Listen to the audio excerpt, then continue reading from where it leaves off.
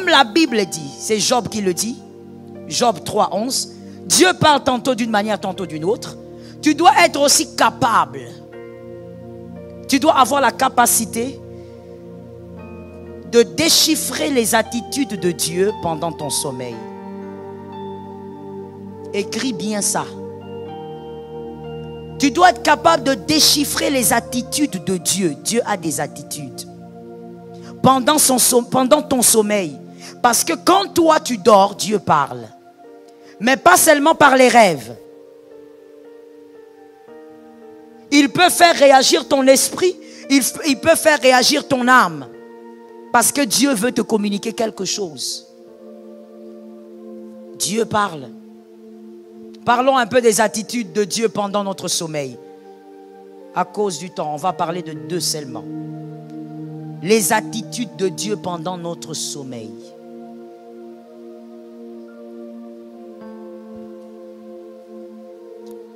Il y a par exemple cette attitude. C'est Dieu qui réagit et Dieu fait aussi réagir ton corps ou ton âme et encore ton esprit.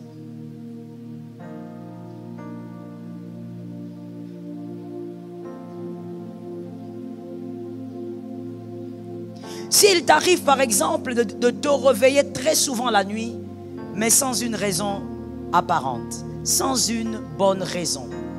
Ce n'est pas que tu as envie d'aller aux toilettes, ce n'est pas qu'il y a quelque chose qui t'a dérangé, que tu as mal dormi, ce n'est pas qu'il y a quelque chose qui t'a embêté, mais tu as l'habitude de te réveiller au milieu de la nuit, très souvent. Et quand tu te réveilles, il n'y a pas de raison. Tu ne sais même pas pourquoi tu t'es réveillé. Quand tu t'endors, après quelque temps, tu sursautes encore. Mais tu n'as pas fait de cauchemar. Ne vois-tu pas que Dieu est en train de manifester quelque chose? Dieu lui-même est en train de te réveiller pour une raison bien précise. Et la plus grande des raisons, c'est quoi? Tu dois recharger tes batteries. C'est qu'il y a quelque chose qui arrive, que quelqu'un entende ici et que Dieu ait pitié d'une âme. C'est qu'il y a quelque chose qui arrive et cette chose va te déstabiliser si tu ne recharges pas tes batteries. Dieu est en train de te dire, come on, lève-toi, recharge les batteries. Toi, quand tu te réveilles plusieurs fois, comment tu es là en train de regarder, de tourner tes yeux comme ça, comme les guides d'une montre, au lieu de comprendre, c'est un langage. Ça fait partie des attitudes de Dieu pendant le sommeil de l'homme. Tu te lèves et tu commences à prier. Pas prier comme tu fais là, en train de dormir en même temps, en train de te gratter dans tous les sens. Mon frère, un peu de sérieux pour ta propre vie. Tu te lèves et tu pries. Si tu veux rester assis, sois sûr que tu ne dormiras pas. Recharge les batteries. Parce que tu dois savoir que si tu ne recharges pas tes batteries, ce qui doit arriver arrivera. Ah oui. Ce qui va arriver arrivera. C'est-à-dire le problème que Dieu a vu, qui s'approche de ta maison, qui s'approche de ta vie, va arriver. Et lorsque ça va arriver, ça te trouvera faible. Ça risque de dévaster ta maison. Combien de fois j'ai vu des femmes dire, j'ai entendu et vu des femmes dire, je ne reconnais pas mon mari. Ça ne peut pas être lui. Ma soeur, quand le diable est en train de rôder autour, tu ne peux pas croire maîtriser la situation. Comme tu es là, tu ne maîtrises pas ton mari. Je n'ai pas entendu. Quand tu n'as pas répondu, ça veut dire tu dis le contraire. Bon, tu es libre. Je reprends quand même. Comme tu es là, tu ne maîtrises pas ton mari. Comme tu es là, tu ne maîtrises pas tes enfants. Il y a seulement Dieu qui est capable de tout maîtriser. Quand le même Dieu là te réveille comme ça, plusieurs fois la nuit, c'est l'un des langages de Dieu. Tu ne peux pas être là, tu te lèves comme ça et puis tu vas aux toilettes et tu reviens.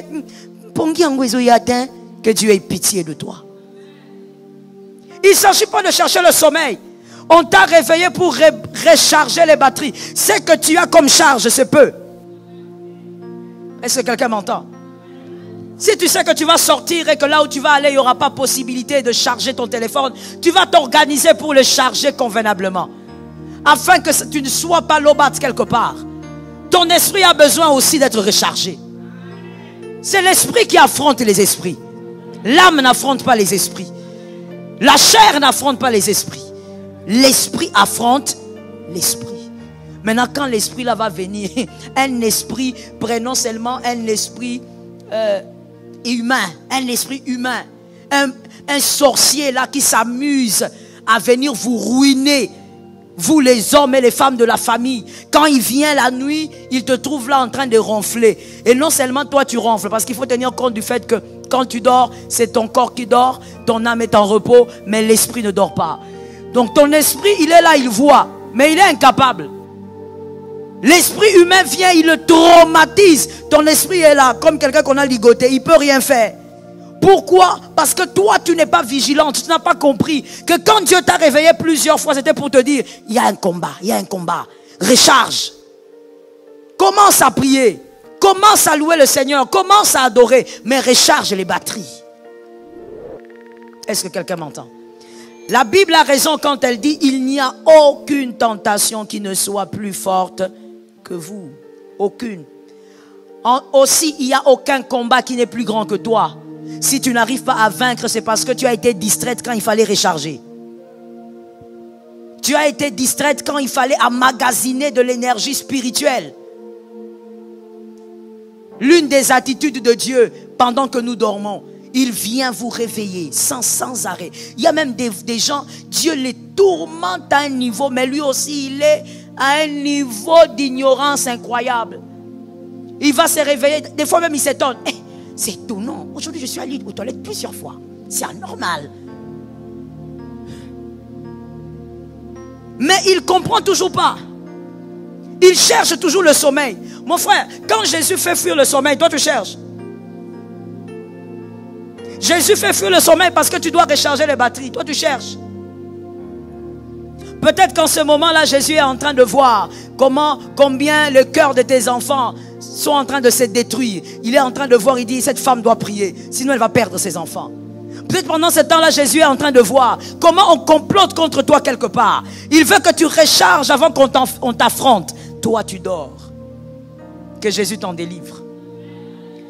Deuxième attitude de Dieu pendant notre sommeil. Au milieu de la nuit. Souvent, c'est au milieu de la nuit. Au milieu de la nuit. Comme même quand on a arrêté le Christ, c'était au milieu de la nuit. Au milieu de la nuit, vous constatez que vous avez une grande peur qui vous envahit. Vous n'avez pas reçu de mauvaises nouvelles. Vous n'avez pas entendu quelque chose de traumatisant. Mais vous sentez une très grande peur vous envahir. À l'occasion de rien du tout. Au milieu de la nuit. Soit une grande peur ou encore une très grande tristesse. Vous vous sentez très triste du coup. Vous vous réveillez au milieu de la nuit et vous vous sentez vraiment triste. Et vous ne comprenez pas pourquoi, parce qu'il n'y a pas de raison. Là, c'est un grand langage de Dieu, un très grand, qui est en train de vous dire deux choses à retenir pour la vie et à écrire. La première chose, Christ est en train de vous dire, un deuil arrive. Et c'est inévitable. Quelqu'un d'important va tomber. Ou alors, Christ est en train de te dire, prie pour éviter ça. Mais en tout cas, il s'agit d'une mort.